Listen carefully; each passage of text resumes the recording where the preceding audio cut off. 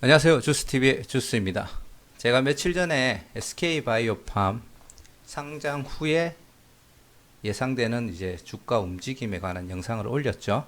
그때 당시에는 SK바이오팜 상장 1 주가 움직임, 그 후에 한 일주일에서 보름 정도의 예상되는 움직임에 대해서 이야기를 드렸습니다. 이번 영상 같은 경우에는 제가 SK바이오팜이 상장 후에 한 1년 동안에 이제 주가가 움직이면서 어떤 중요한 요소에 의해서 하락할 요소가 있는지에 대해서 한번 이야기 드리도록 하겠습니다. 저도 청약을 했고 한 5주 정도 배당을 받았습니다. 계산해 보니까 한 5주 정도 되는 것 같던데, 제가 가지고 갈 종목이다 보니까 계속 공부를 하게 돼요. 그리고 몇 안 되는 기회 중에 한 번이라는 생각을 또 하고 있고요. 그래서 많이 공부를 하다 보니까 그 종목이 상장했을 때 보호예수랑 의무 보유 확약이라는 게 있더라고요. 이 개념부터 먼저 잡아드리자면, 보호예수는 상장 전에 그 종목을 가지고 있던 대주주, 그리고 그 회사의 보통 임원들하고 직원들한테 일부 주식을 팔게 되어 있잖아요. 그때 그 주식을 받은 사람들은 일정 기간 동안 그 주식을 팔지를 못하게 되어 있습니다.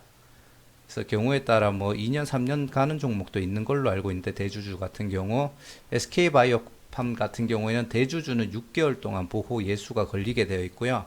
임원들은 약 1년 정도 판매를 못하는 걸로 그렇게 알고 있습니다. 의무 보유 확약 같은 경우에는 다들 아시겠지만, 우리가 일반 공모 청약을 받았잖아요.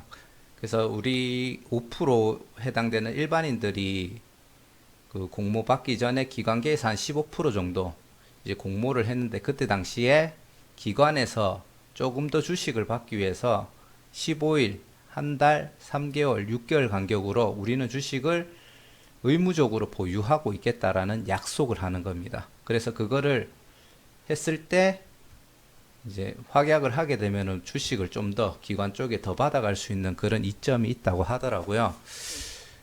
역대급으로 한 81% 정도까지 보유를 하겠다라는 기관들이 나왔다고 하더라고요. 그만큼 메리트가 있는 종목이고 상장되는 단가가 저평가되어 있기 때문에 그렇지 않나라고 생각을 해봤습니다.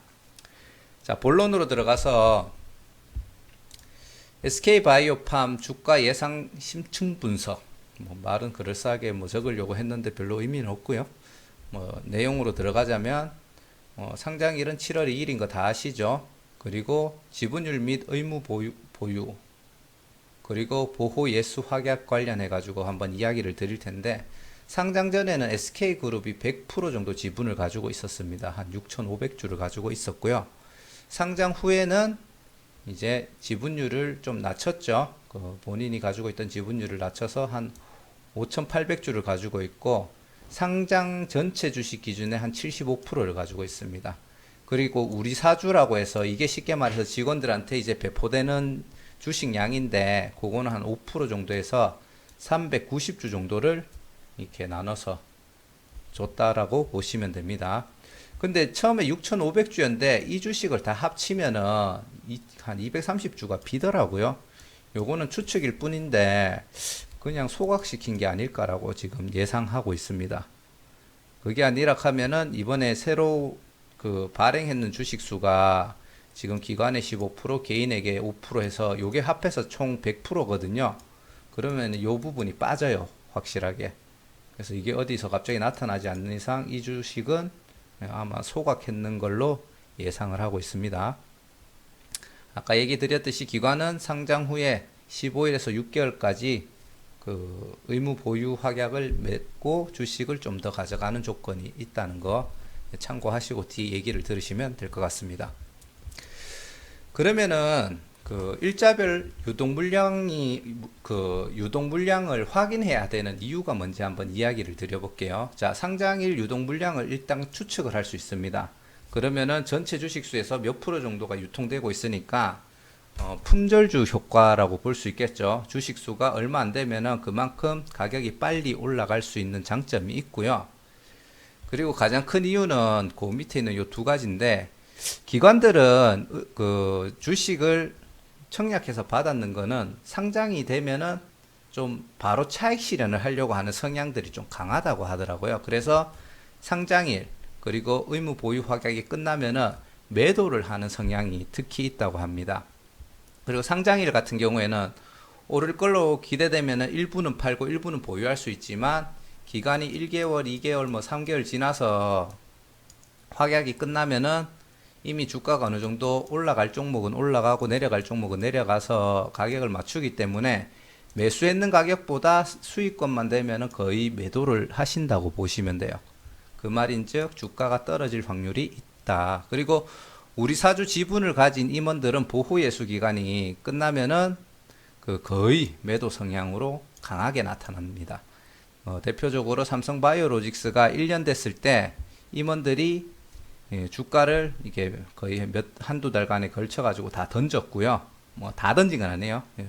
그 다 던졌다는 게 아니고 많은 물량을 던졌고 그로 인해서 거의 40만 원에서 50만 원 하던 이제 주가가 거의 30만 원 중후반대로 떨어지는 그런 결과가 있었습니다. 그렇기 때문에 이 물량들이 나오는 시기를 알고 하면은 적절히 대응할 수가 있을 거라고 판단이 됩니다.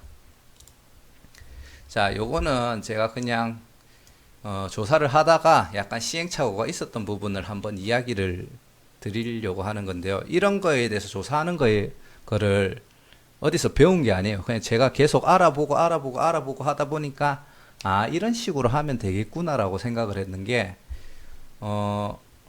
IPO 스톡인가요? 정확한 제가 명칭은 모르겠는데 IPO 스톡이라는 데 들어가면은 요런 식으로 뭐 보호 예수 매도 금지 물량 뭐 SK 75% 우리 사주조합 5% 이렇게 되어 있어요. 그리고 상장 후 6개월, 상장 후 1년 이래 되어 있기 때문에 요 기간은 여기서 파악한 게 맞는데 저는 이 80%가 무조건 초반에 그 6개월은 안 나오는 물량이라고 판단을 했었거든요. 근데 요게 약간 오류가 있었던 걸 뒤에 가서 얘기 드릴게요. 그리고 그 기관 투자자 15%가 있죠. 이 중에 81%가 그 보시면 아시겠지만 그 의무 보호 확약을 신청하면서 그 주식을 신청을 했다고 하더라고요. 그래서 저는 무조건 이 15% 중에 81% 비중은 그 신청했는 기간에 묶이는 돈인 줄 알았어요. 그러면은 사실상 떼고 나면은 한 2.8% 정도가 상장일 날 유통이 가능한 물량으로 나오거든요. 그래서 개인이 그 청약했던 5%랑 상장일 날 7.8% 정도만 유통되겠구나라고 판단을 했는데 그게 틀렸더라고요. 왜 틀렸는지는 뒤에 가서 얘기를 해드릴게요. 예, 그 내용을 여기 설명을 해드린 거고요. 제 스스로 저 생각을 하고 아 똑똑하다. 품절주가 되는 이유랑 그런 것들에 대해서 내가 정확하게 일자별로 파악하고 대응할 수 있겠구나 하고 뿌듯해했는데 틀렸었습니다.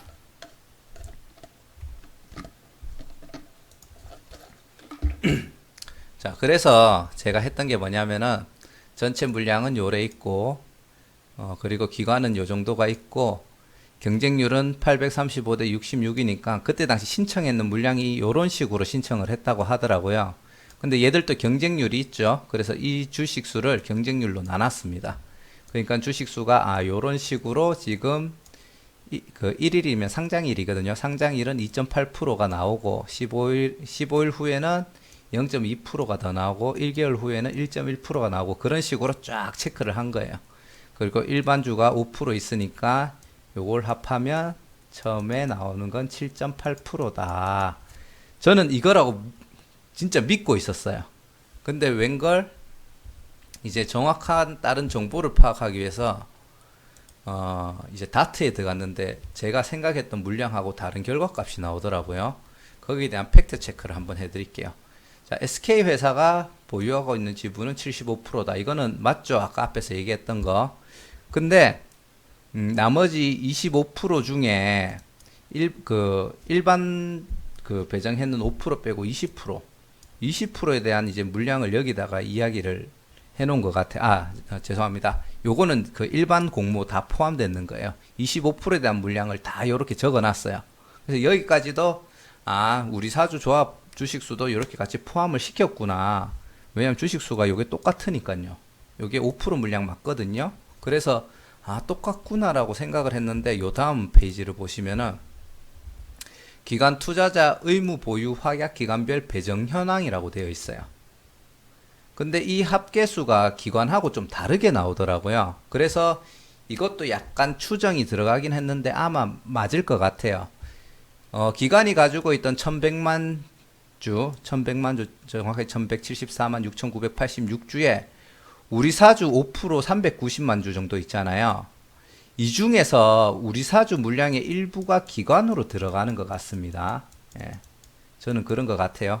그래서 임원이 가져가는 물량이 있고 우리 사주 물량 중에 기관이 가져가는 물량이 있는데 그 중에서 기관이 가져가는 물량을 여기에 합해서 기관이 의무 보유 확약을 해야 되는 그 수량이 나오는 거죠. 무슨 말인지 이해가 되시죠? 기관계에 그 배정됐던 물량 플러스 우리 사주에서 기관 쪽으로 배급이 되는 물량이 있다. 근데 그 물량도 이렇게 확약을 걸어서 준다. 그 정도로만 이해를 해주시면 될 것 같고요.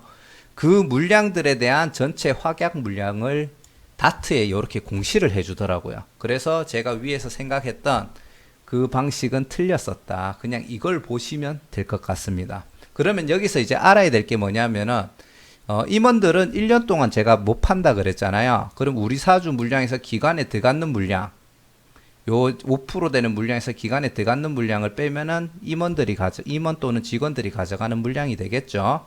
그래서 기관계 물량에 우리 사주 물량을 더하고 이 수량을 빼게 되면은 잔여 수량이 쉽게 말해서 직원들이 가져가는 물량이다. 뭐 이 물량에서 일부들은 좀 더 일찍 유통이 될 수도 있겠지만 그거는 뭐 미미하다고 치고 제가 유통되는 물량을 계산할 때는 제외를 시켰습니다. 그래서 이 수량을 임원들이 보유하고 있다가 1년 뒤에 유통되는 물량이라고 그냥 결론을 내리고 그 물량이 언제쯤 몇 프로 비중으로 나오는지 한번 계산을 해봤습니다. 다 이해가 나름대로 차근차근 설명했는데 이해가 다 되고 있는지 잘 모르겠네요. 자, 근데 뭐 결론은 요것만 들으시면 돼요. 위에는 제가 이런 과정을 통해서 이 결과값을 도출했다는 얘기고요. 총 정리를 하자면은 전체 주식수는 뭐 7,800만 주 정도가 되고요. 첫째 날은 개인이 5% 가지고 있는 물량 다 유통이 가능합니다. 그리고 아까 위에서 계산을 했는 게 아니고 표죠. 표에 보시면은 요 값들을 그대로 옮길 거예요. 요 값들을 그대로 옮기는 겁니다.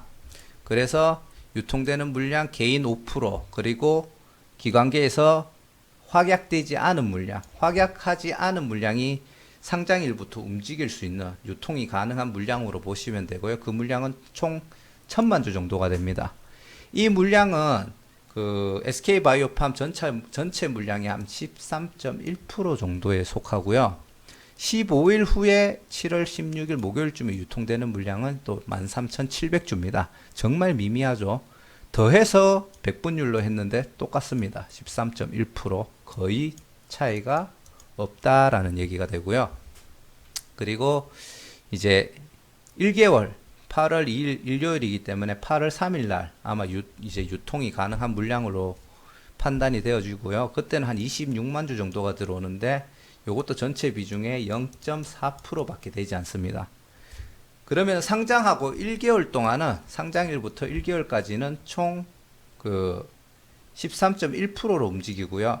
1개월부터 3개월 사이에 움직이는 물량은 13.5%밖에 안 돼요. 상장부터 3개월까지 쉽게 말해서 굉장히 품절주 효과가 있을 걸로 판단이 되고요. 자, 3개월째 되는 날 170만 주가 더 들어오는데 이게 들어와도 결국 15%밖에 안 되더라. 결국은 어느 정도는 영향을 줄 수는 있겠지만 최대 6개월까지도 유통되는 물량이 적다. 그거를 참고하시면 되고요.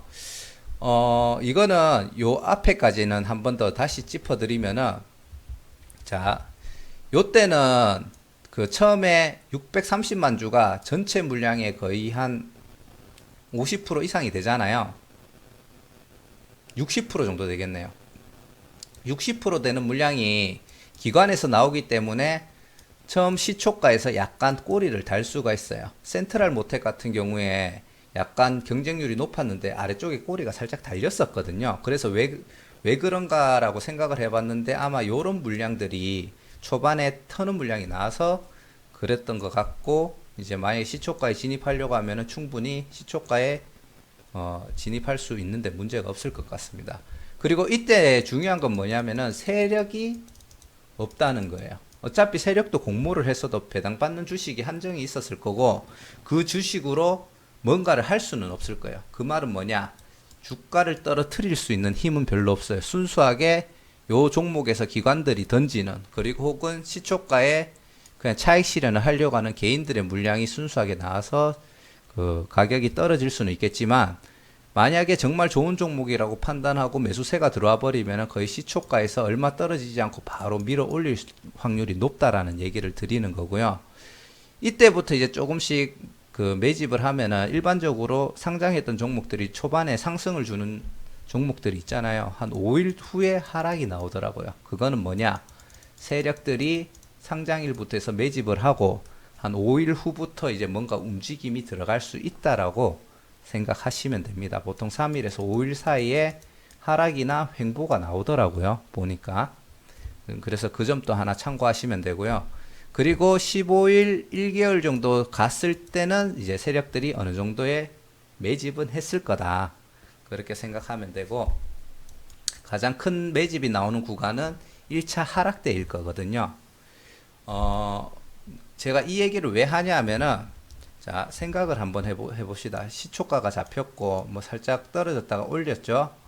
자, 그러면은 세력들이 매집을 쭉 해서 내리면은, 평단가가 처음 시초가보다 내려오는 거는 솔직히 세력들도 부담스러울 거예요. 그렇다 보니까 일반적으로 고가랑 시초가랑 중간보다 살짝 더 떨어졌을 때 다시 반등이 나오는, 1편에서 했던 얘기를 다시 반복을 해드리는 거지만 거기에 대해서 왜 그럴까, 이거를 제가 좀 생각을 해봤거든요. 그래서 이런 패턴이 잘 나온다. 처음부터 흘러내렸던 종목이 아니라면. 그렇기 때문에 그 부분을 한번 생각을 해보시면 좋을 것 같습니다. 그래서 한 3개월 정도는 세력들이 자기들만의 뭔가 차트를 만들어가는 시간이라고 보면 되고요. 자, 6개월째는 왜 빨간색을 쳤냐 하면은 이때는 물량이 한 6% 정도가 나옵니다. 이 6%가 중요한 게 뭐냐면은 실질적으로 그 75%가 SK가 가지고 있는데, 이때 SK가 물량이 75%도 그 유통이 가능해요. 근데 이 75%는 대주주들은 잘 안 판다. 결국 이 6%는 전체 중에 거의 한 36%? 24%. 64, 24죠. 24% 정도에 되는, 24% 정도 되는 비중이라고 보시면 됩니다. 그래서 이때부터 나오는 물량은 좀 조심해야 돼요. 요것도 좀 비중이 좀 되긴 하지만 이건 한 7, 8% 정도? 요것도 뭐 적은 물량은 아닌데, 이때 만약에 나와서 24% 되는 물량 중에 이제 기관들이 이 물량을 던지기 시작하면은 이제 6개월 차부터는 가격이 꽤나 떨어질 수 있다는 걸 얘기 드리는 거고요. 자, 1년째 될 때는 이제 나머지, 요때는 오히려 비중이 좀 낮죠. 한 16% 전체 비중에 그 16% 되는 비중이 나오기 때문에 1년째 되는 날에도 꽤나 하락이 나올 수 있다. 이때는 임원들도 같이 던지기 때문에. 그래서 1년하고 1, 2개월까지 더 대충 하락이 나올 수 있는 시점을 예상할 수가 있습니다. 그리고 6개월째 나온다는 그 SK가 가지고 있는 75%까지 다 더하면 총 100%고요. 이 75% 정도는 유통이 잘 안 될 거예요. 그 거래가 가능하다고 하더라도 그런 특성이 좀 있다고 하더라고요. 그래서 전체 주식 수의 한 25에서 30% 정도 안으로 계속 이 종목을 움직이지 않을까, 그렇게 예상을 해보고 있습니다. 그래서 약간 품절주라는 느낌이 있긴 있죠. 1년이 지난 뒤에도. 자, 그렇게 생각을 하시면 되고요. 자, 요거는, 자, 제가 그 의무 보유 확약이랑, 그리고 또 하나 갑자기 또 용어가 생각이 안 나네요. 보호예수 기간 기준으로 해가지고 움직일 수 있는 걸 얘기를 드렸는데, 추가로 이제 1년이라는 시간을 보는 거잖아요. 그때 당시에 이제 이슈를 확인해야 될 게 뭐냐면은, 이제 팬데믹으로 인한 2차 하락이 올 수도 있죠. 지금 전 세계적으로 확산세가 계속 붙고 있기 때문에 요런 거에 대해서 약간 그 관심을 가져야 될 거고요. 그리고 공매도 풀리는 날 또 조심해야 될 것 같습니다. 뭐 연장한다는 얘기도 있는데 일단은 뭐 결과가 나온 게 아니니까 공매도 풀리는 날 조심하시고요. 그리고 바이오 테마가 약해질 수가 있어요. 지금 바이오가 최고야, 뭐 전자를 뛰어넘을 뭐 새로운 분야야, 이런 얘기가 있긴 한데, 옛날에 삼성 바이오로직스가 그 바이오가 핫할 때 이제 상장 이야기가 나왔대요. 근데 막상 상장이 되는 시점에 바이오가 기세가 죽어버렸다고 합니다. 그래서 삼성 바이오로직스가 말은 좋았는데 경쟁률이 40대 1밖에 안 됐다고 하더라고요. 물론 이 종목이 상장할 때는 워낙 핫하게 있었기 때문에 거의 300대 1, 대략적으로 300대 1 정도는 나왔지만, 이 종목이 1년 동안 흘러가는 동안에 바이오 테마가 죽으면은 이 테마도 그때 당시에 뭐 저점에 있으면 계속 올라가겠지만 고점에 있을 때 바이오 테마가 죽으면 같이 흘러내릴 수도 있다. 그래서 그런 거를 생각해 보시고요. 밑에 있는 내용은 제가 뭐 숙제로도 내줬지만 저도 지금 요 내용들을 검토를 해보고 추가적으로 영상을 또 올려드릴 예정입니다. 많이 할수록 대응할 수 있는 방법들은 많이 나오기 때문에 어떤 거냐면은 지금 상장돼 있는 종목들 중에 상장 후 직후 상장일부터가 차트 움직임을 전체적으로 한번 분석을 해보자. 지금 제가 보고 있는 게 다트랑 IPO 스톡이라는 그 사이트에서 지금 이 정보들을 다 얻었거든요. 그래서 어떤 기준으로 보느냐. 경쟁률이 높았던 종목과 낮았던 종목들이 상장 후에 어떻게 움직였는가. 지금 뭐 센트럴 모텔 같은 경우 뭐 이렇게 첫날 상한가 찍고 그 다음에 점상 그 다음에 점상 한 다음에 하락, 이런 식으로 이제 차트가 나왔는데, 삼성바이오로직스 같은 것들은 이런 식으로 꼬리를 달면서 상한가를 잘 안 가면서 뭐 이런 식으로 올라가더라고요. 그래서 이런 패턴이 나온 종목과 이런 패턴이 나온 종목들의 뭔가 특성이 있을 거다. 100%는 아니겠지만 있을 거다. 그래서 그거를 한번 추적을 해보자는 겁니다. 그래서 경쟁률 기준으로 한번 살펴보고, 그 예수 보호랑 의무 보호 가격이 높았던 그리고 낮았던 종목들에 대해서 한번 그 종목들이 상장하고 어떻게 움직였는지를 한번 보시면 좋을 것 같고요. 반대로 이번에는 상장일 날 강세였던 종목, 이거는 그냥 차트를 먼저 보는 거죠. 종목을 아무거나 검색을 합니다. 그래서 상장일 날 강세였던 애, 그리고 흘러내렸던 약세였던 종목들이 있는데, 그런 애들을 역으로 얘는 경쟁률이 어땠는지, 요런 그 확약이나 예수 보호가 어땠는지를 한번 보자는 얘기고요. 그리고 추가로 요게 좀 중요하다고 생각하는데, 상장 직후에는 세력의 개입도 좀 별로 없고, 보통 그 상장했는지 오래됐는 종목들은 세력들이 좀 움직이는 차트 모양들이 많잖아요. 그래서 초반이 세력들이 많이 개입이 안 된 차트 움직임이 꽤 있을 거라고 판단하거든요. 그래서 약간 그나마 좀 일정한 패턴이 있다라고 생각을 하기 때문에 상승 또는 하락 직전의 캔들과 거래량을 한번 파악을 해보고, 위에 거랑 같은 얘기지만 이런 정보들을 통해서 개인, 외인, 기관계 세력들의 의도를 파악하면은 좀 더 수월하게 SK바이오팜이 상장한 직후에, 그리고 상장한 후 한 1년 기간 동안에 내가 적절한 그 매매 대응을 할 수 있지 않을까라고 생각을 합니다. 주식은 언제나 그 대응인 것 같아요. 그래서 이런 상황을 그려놓고 저런 상황을 그려놓고, 얘가 이렇게 됐을 때 저렇게 됐을 때 요렇게 하고 저렇게 하고, 이거를 미리 생각해 두는 게 굉장히 중요하다고 생각이 됩니다. 그래서 제 나름대로는 또 요런 기준에서 또 판단해서 영상을 또 계속 올려드릴 예정이고요. 아무래도 가장 현재 시장에서 핫하죠, SK바이오팜이. 그리고 제 얘기를 들어보는 것도 좋지만 우리 구독자나 시청자분들께서 요거를 보시고 같이 생각을 해보시면 좋을 것 같습니다. 자, 약간 영상이 길어졌는데 끝까지 봐주신 분 계시다면 정말 감사드리고요. 나는 봤다 싶으면 좋아요 한 번씩 눌러주시고요. 그리고 구독과 알람 설정도 같이 부탁드리겠습니다. 자, 시청해 주셔서 감사합니다.